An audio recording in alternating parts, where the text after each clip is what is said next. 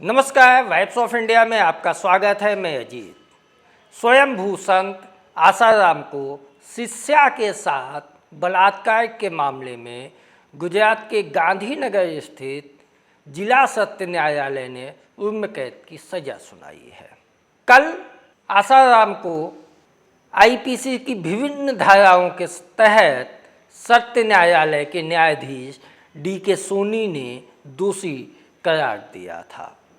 वर्ष 2013 में दर्ज हुए इस बलात्कार के मामले में अदालत ने बाकी के 6 आरोपियों को बरी कर दिया था, जिसमें आसाराम की पत्नी, उनके बेटे नारायण साईं समेत सेवकों और अन्य आरोपियों का समावेश था। कोर्ट ने आसाराम को भारतीय दंड संहिता की धारा 376(2) के तहत बलात्कार, 377 अप्राकृतिक अपराध, 342 गलत तरीके से बंधक बनाना, 354 महिला की लज्जा भंग करने के इरादे से हमला या आपराधिक बल का इस्तेमाल, 357 हमला और 506 के तहत दोषी ठहराया। आसाराम को आईपीसी 376(2) के तहत आजीवन कारावास और 10,000 का जुर्माना, 377 के तहत आजीवन कारावास और 10,000 का जुर्माना सुनाया गया। साथ ही धारा 342 के तहत उन्हें 1 साल की सजा सुनाई गई। अलग अलग मामलों में आसाराम को आईपीसी की विभिन्न धाराओं में सजाएं सुनाई गई, लेकिन सभी सजा एक साथ चलेंगी। आसाराम इस मामले में अदालत में पेश नहीं हो सके थे क्योंकि वह पहले से एक बलात्कार के मामले में दोषी ठहराए जाने के कारण राजस्थान के जेल में बंद हैं।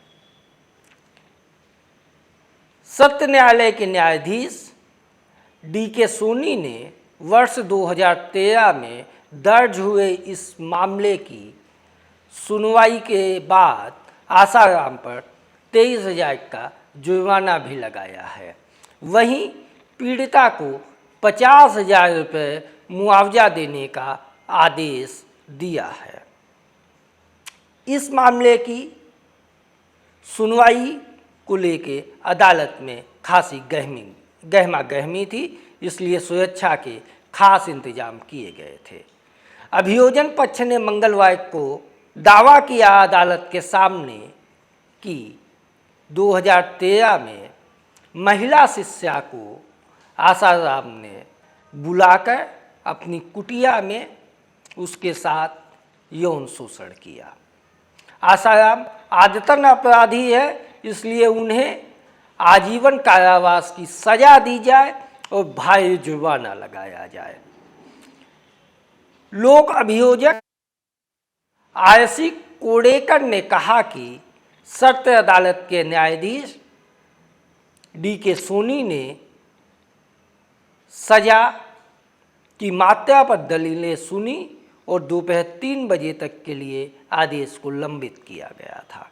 लेकिन जब अदालत ने अपना फैसला सुनाया तो पीड़ित पक्ष और लोक अभियोजक खुश नजर आए।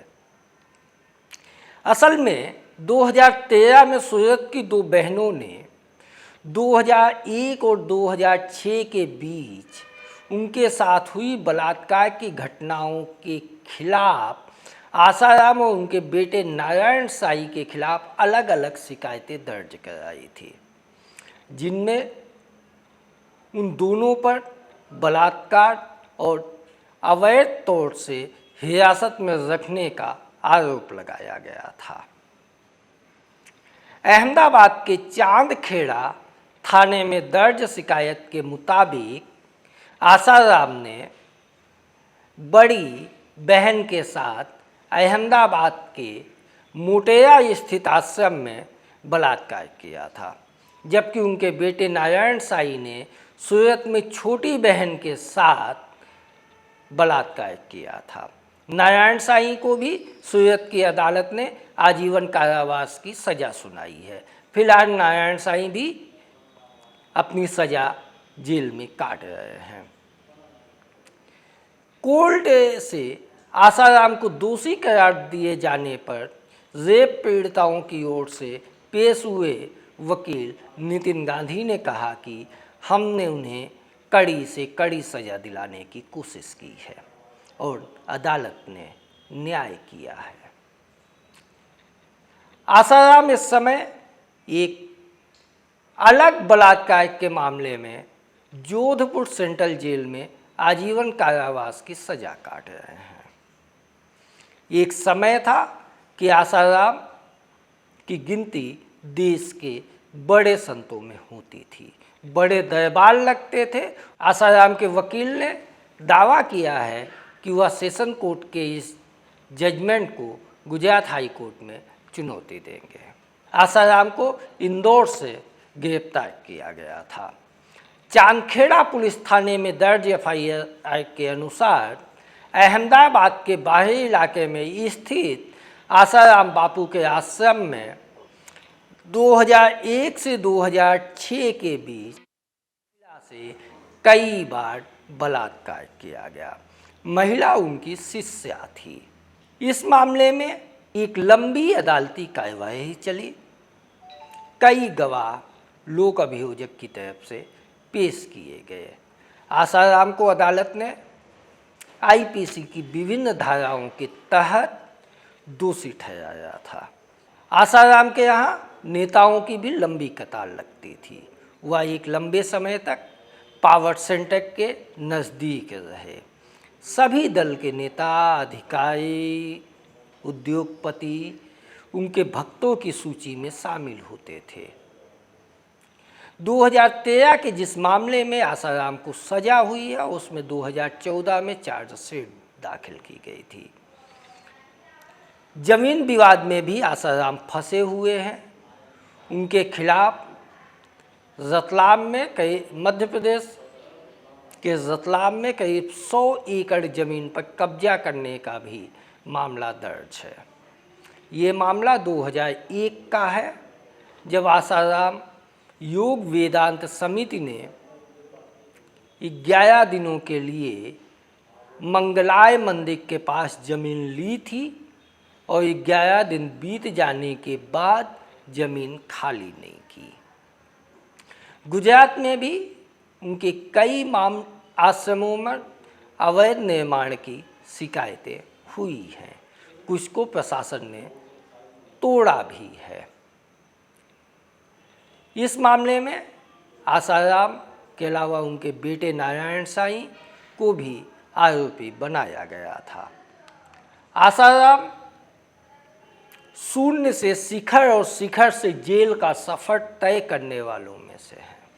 गुजरात, मध्य प्रदेश, महाराष्ट्र, राजस्थान समेत देश के कई हिस्सों में बड़ी संख्या में उनके अनुयायी रहते हैं, लेकिन अदालत के फैसले ने साफ कर दिया है कि आसाराम की जगह आश्रम में नहीं, जेल में है।